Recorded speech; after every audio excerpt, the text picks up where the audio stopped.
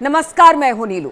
तो इस वक्त वक्फ कानून को लेकर सुप्रीम कोर्ट से एक बड़ी खबर सामने आ रही है। हम आपको बता दें कि सुप्रीम कोर्ट ने अब सरकार को जवाब देने के लिए 7 दिन का समय दे दिया है। अगर एसजी की बात की जाए, सॉलिसिटर जनरल की, तो उन्होंने कहा कि देखिए, इस पूरे मामले को लेकर हमें 1 हफ्ते के जवाब देने का वक्त मिलना चाहिए। और जहां तक इस कानून पर अंतरिम रोक लगाने की बात है, उन्होंने कहा कि अगर आप इस तरह के आदेश देते हैं तो इससे बहुत ज्यादा इंपैक्ट पड़ने वाला है, इसलिए 1 हफ्ते का जवाब हमें देने का मौका मिलना चाहिए। ऐसे में अगर सुप्रीम कोर्ट के जो जज है, उन्होंने कहा कि देखिए, अगर इस दौरान अगर किसी की नियुक्ति हो गई तो फिर क्या होगा। तुषार मेहता ने कहा, यानी सॉलिसिटर जनरल ने कहा कि देखिए, किसी की नियुक्ति 1 हफ्ते में नहीं होगी, ये हम आपको आश्वस्त करते हैं। 1 हफ्ते के जवाब देने का आप हमें वक्त दीजिए। अब ऐसे में सुप्रीम कोर्ट की तरफ से ये बड़ा आदेश आया है कि देखिए, फिलहाल जो वक्फ संपत्ति है उसमें किसी तरह का कोई बदलाव नहीं किया जाएगा, यानी यथा स्थिति बरकरार रहेगी, जो जैसा है वैसा ही रहेगा, जब तक सरकार अपनी तरफ से ये जो 7 दिनों के अंदर जवाब देने की बात कह रही है वो जब तक नहीं दे देती है। इसके अलावा उन्होंने कहा कि देखिए, आपको जवाब देना है, और खास तौर पर जिस 3 बातों का जिक्र सबसे ज्यादा हो रहा था, जिस पर सुप्रीम कोर्ट में खास तौर पर सुनवाई आज हो रही थी, उसमें पहला तो ये था कि यूज बाय यूजर्स था।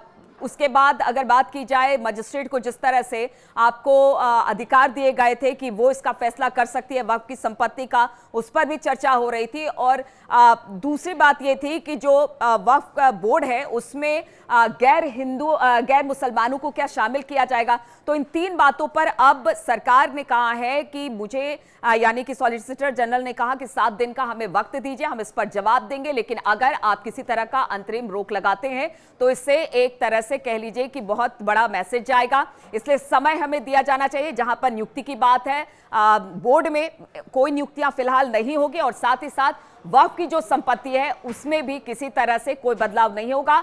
यानी अभी फिलहाल यथा स्थिति जो पुराना कानून था वो बना रहेगा, जब तक कि सरकार की तरफ से कोई जवाब नहीं आ जाता है। तो बड़ी खबर आई है, राहत की खबर आई है। जो याचिकाकर्ता थे, जो मुस्लिम पक्ष की तरफ से उन्होंने याचिका लगाई थी, उनके लिए एक बड़ी खबर है। अब सरकार को देखना होगा कि किस तरह से वो इस 7 दिन के अंदर क्या जवाब देती है, और अब अगली तारीख क्या इस पर लगती है, जिसके बाद इस पूरे मामले की सुनवाई आगे बढ़ती है। लेकिन आज की बड़ी खबर यही है कि अब सुप्रीम कोर्ट ने सरकार को 7 दिनों के जवाब देने का वक्त दे दिया है, और साथ ही ये कहा है कि इस दौरान जो भी स्थिति है वो यथास्थिति बनी रहे, और खास तौर पर जो बोर्ड में जो नियुक्ति होनी है, किसी तरह की कोई नियुक्ति ना हो, वक्फ की जो संपत्ति है वो यथास्थिति उसी तरह से रहे।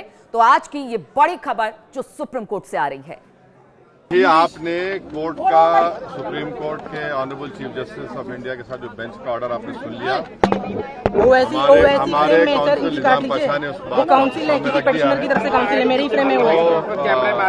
आइंदा फिर जब पेशी होगी हम लोग कोशिश करेंगे। तो यही बात है, और कुछ आज मूवमेंट क्यों कर रहे हैं? नहीं, अभी जो सुप्रीम कोर्ट ने तो कह दिया है कि वक्फ बाय यूजर पे सुप्रीम कोर्ट ने 1 बार में स्टे लगाया है, और वक्फ बाय यूजर के डिलीशन पर स्टे लगाया है, और साथ ही साथ कोई सेंट्रल वक्फ काउंसिल के बनाने पर स्टे लगाया गया है, स्टेट वक्फ बोर्ड के बनाने पर स्टे लगाया गया है। पूरे सर, आज के फैसले से आप मुतमईन हैं सर, क्योंकि कल सुप्रीम कोर्ट 3 डायरेक्शन देने वाला था, लेकिन आप सेटिस्फाई है? आज का जो फैसला उससे आप सेटिस्फाई हैं सर? कितना आश्वस्त? देखिए, मैं joint working committee of parliament का मेंबर था। जितने अमेंडमेंट सरकार ने उसमें लाए थे, हमने उसकी मुखालिफत की, और हमने डाइसेंट रिपोर्ट दिया। पार्लियामेंट में भी मैंने उस पूरे बिल की मुखालिफत की है। तो ये कहना कि मैं दूसरे बिल के प्रोविजंस को मान लूंगा, ये सवाल पैदा नहीं होता।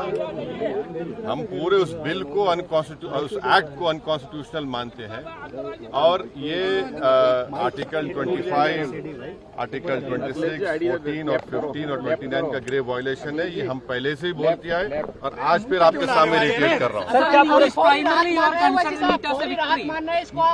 No, see let us be very careful. Appointment, बल्कि उन्होंने स्टे नहीं किया है। जो भारत सरकार के सॉलिसिटर जनरल है, उन्होंने अपना स्टेटमेंट दिया है कि अगली तारीख तक न तो काउंसिल में न वक्फ बोर्ड में कोई अपॉइंटमेंट जो संशोधित कानून है उसके अनुसार किया जाएगा। दूसरा बात जो माननीय अदालत ने कहा कि जो वक्फ व यूजर है, जो रजिस्टर्ड हैं और गैजेटेड हैं, उसको गवर्नमेंट डी नोटिफाई नहीं करेगी टिल द नेक्स्ट डेट। तो बड़ी इंपॉर्टेंट बात है कि जो रजिस्टर्ड एंड गैजेटेड हैं वही सिर्फ डी नोटिफाई नहीं होंगे, उसके अलावा संशोधन के हिसाब से सरकार कार्रवाई करने को स्वतंत्र है।